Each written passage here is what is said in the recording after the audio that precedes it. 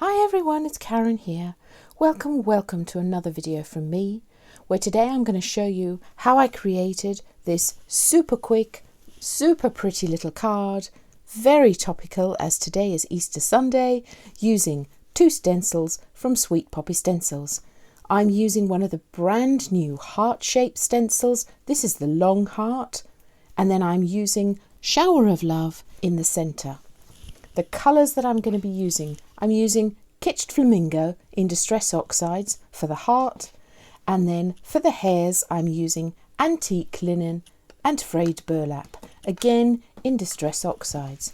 I've got my blending brushes and some enamel accents, a card sized 13 centimetres by 16 centimetres. We will get started. So the first thing that I'm going to do is got my magnetic sheet with my card underneath it and my stencil on top. I'm going to take my Kitched Flamingo first and ink up my blending sponge. I'm going to put a decent amount of ink on there,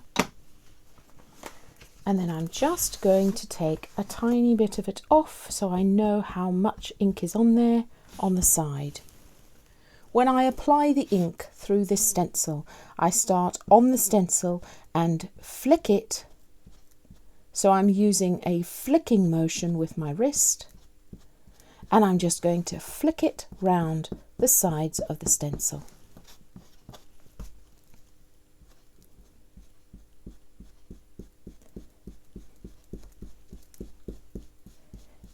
It's far better to start with less, because then you can make it darker, whereas making it too dark at the start is much trickier.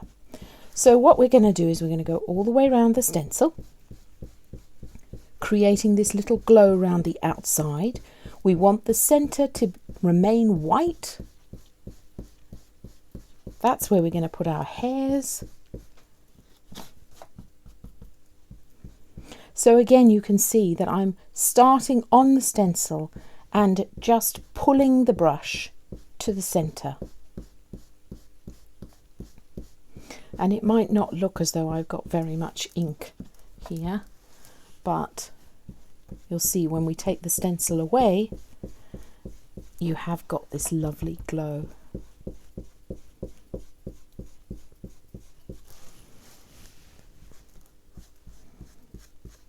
I want a bit more ink around this top part. That's going to create a bit more definition and highlight to the whole card.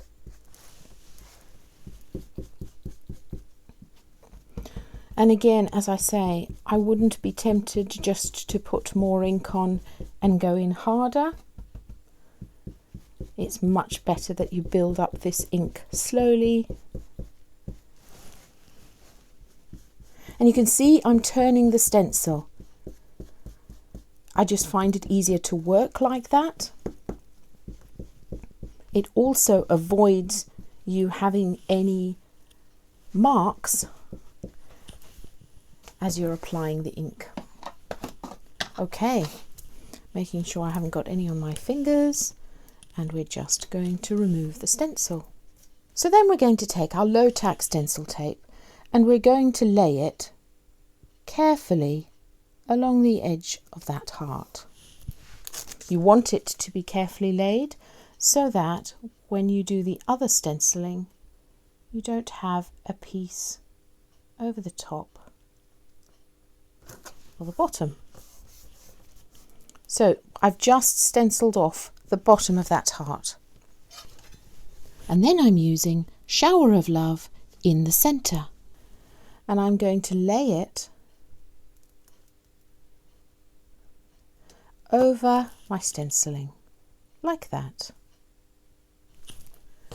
And I'm going to tape off the pieces that I don't want to stencil. So that's the bit down the centre, this extra little piece here.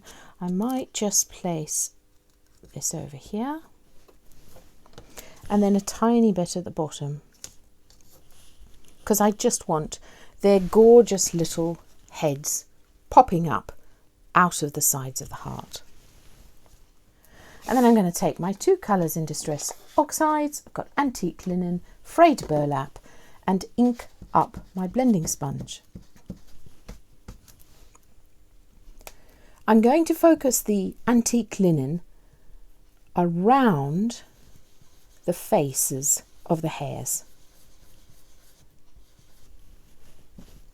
And then randomly throughout the rest of the hair, I'm going to use frayed burlap.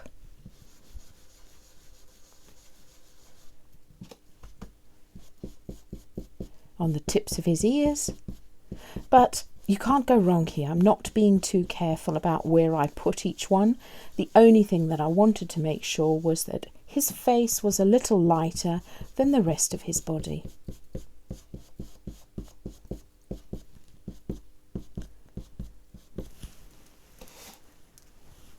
Then I'm going to remove my tape, and of course that's the beauty of working with this tape.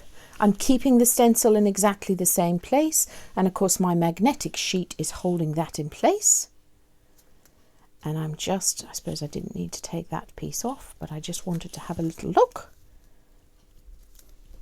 Again, taping off the pieces that I don't want. And going back in, I didn't clean my sponge because I'm using the same hues. Starting with antique linen, colouring her face in lightly, and then going in with frayed burlap to do the rest of her body.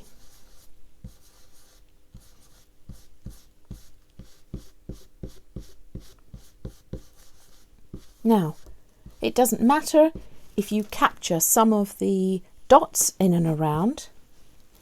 We will use those when we colour them with our enamel accents. And then gently removing our tape. And then I just wipe my stencils clean with a cloth and removing our tape. Voila!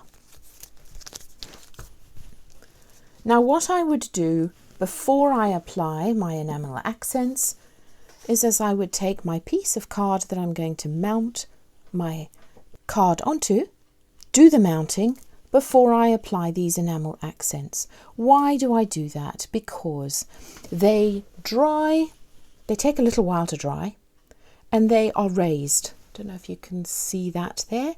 So they're bobbly and they're raised, and I don't want, whilst I'm mounting it, to flatten it. So that's why I would mount it onto my coloured card and then onto my white card before applying the enamel accents. But I'm going to show you, so let me just do that for you. And to do that, I'm going to use my glue, Cosmic Shimmer Glue. I love this glue because it dries clear, dries quick, but I've also got a couple of minutes smushing the edges there so that I don't land up with any of the glue squelching out of the top.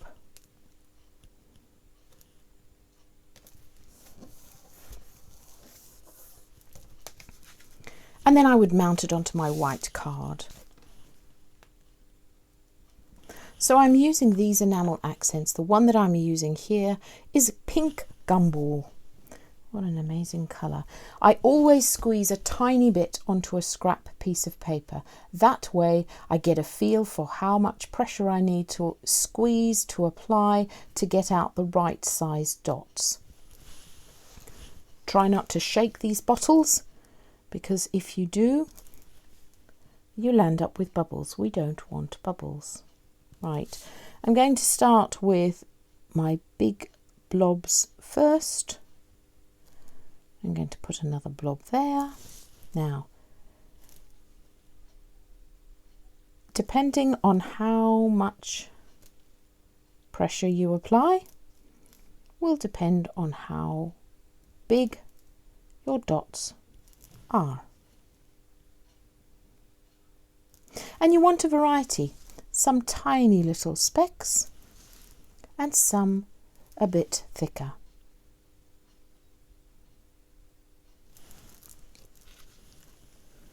And there we go. Hey presto. Happy Easter to you all. Thanks so much for watching. I'd love to see what you make. Bye for now.